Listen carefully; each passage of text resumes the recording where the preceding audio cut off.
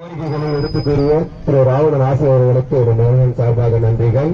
அடுத்ததாக தமிழ்நாடு ஆரம்பப்பள்ளி ஆசிரியர் கூட்டணியுடைய மாவட்ட செயலாளர் திரு சேகர் ஆசிரியர்களை பேச அன்போடு அழைக்கிறேன்.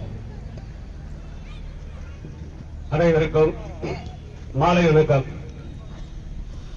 அனைத்து பொறுப்பாளர்களுக்கும் வருகை புரிந்துள்ள இருபால் ஆசிரியர் பெருமக்களுக்கும் தான் சார்ந்த தமிழக ஆரம்ப பள்ளி ஆசிரியர் கூட்டணியின் சார்பாக நன்றியும் வாழ்த்துக்களையும் தெரிவித்துக் கொள்கிறேன்.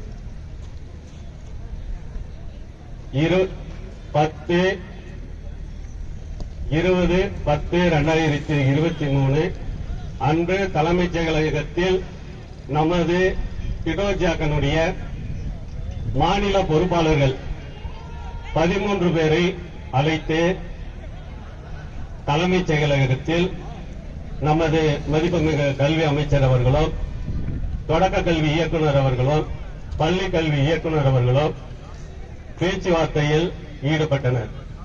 அப்போது உங்களுடைய கோரிக்கை 30 கோரிக்கைகளாக இருக்கிறது, அதில் ஒரு 12 கோரிக்கை நிறைவேற்றுகிறோம், அதனால் ஒரு சில காலங்கள் அவகாசம் கொடு என்று கேட்டார்கள்.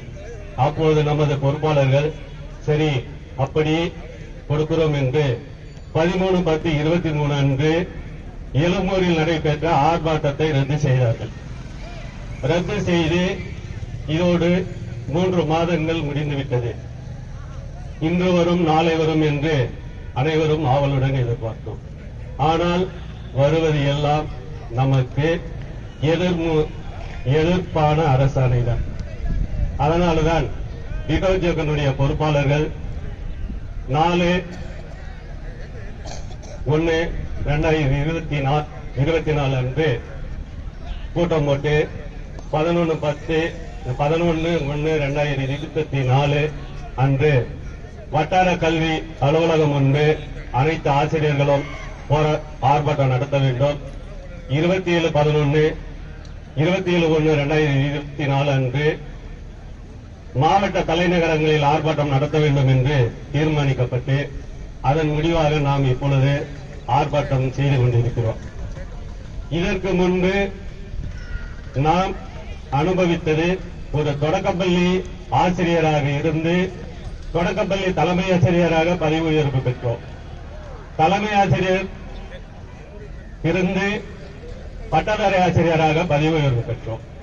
பட்டதாரி ஆசிரியராக இருந்து நடுநிலைப்பள்ளி தலைமை ஆசிரியராக பதவி பெற்றோம்.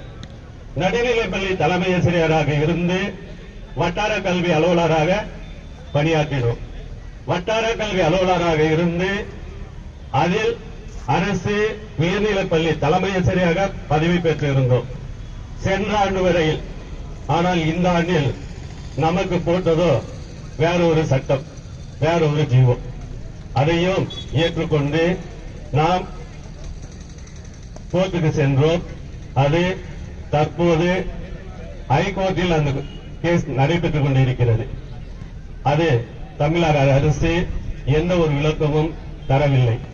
இதற்கு முன்பு ஆட்சி செய்த ஆட்சியாளர்களும் நாம் பலமுறை போராடினோம், உண்ணாவிரதம் செய்தோம், ஆர்ப்பாட்டம் செய்தோம். எந்த ஒரு நிகழ்வும் அவர்கள் கண்டுகொள்ளவில்லை. அப்பொழுது இந்நாள் முதல்வர் அந்நாள் எதிர்க்கட்சி தலைவராக இருந்த அவர் கடலூர் தேர்தல் பரப்புரையில் சொல்கிறார், ஆசிரியர்களுக்கு நான் ஆட்சி பெற்று ஆட்சியில் அமர்ந்தால் ஆசிரியர்களுடைய அனைத்து குறைகளும் நிவர்த்தி செய்வேன் என்று. ஆனால் அதே முத்துவேல் கருணாநிதி ஸ்டாலின் மகனாகிய ஸ்டாலின் வெற்றி பெற்று பதவியில் இருக்கிறார். ஆனால் ஆசிரியர்களுடைய எந்த ஒரு கோரிக்கையும் இதுவரையிலும் நிறைவேற்றவில்லை.